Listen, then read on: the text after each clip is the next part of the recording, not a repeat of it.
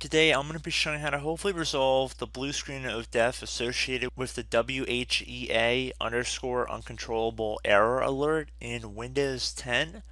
So this should be a pretty straightforward fix, and the same fix applies to a lot of different errors, so you might see this a lot on my channel, but this is a very common issue that produces a lot of error alerts, as I'm sure many people who watch many of my videos seem to realize.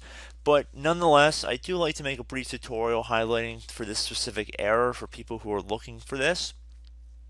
So anyway, we are going to head over to the Start menu, and we're going to type in Device Manager.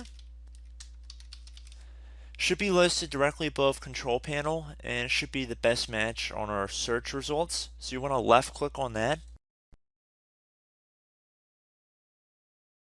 You want to left click on the little arrow next to display adapters on the left side, and whatever display adapter is listed here, you want to right click on it and then proceed to left click on Update Driver Software.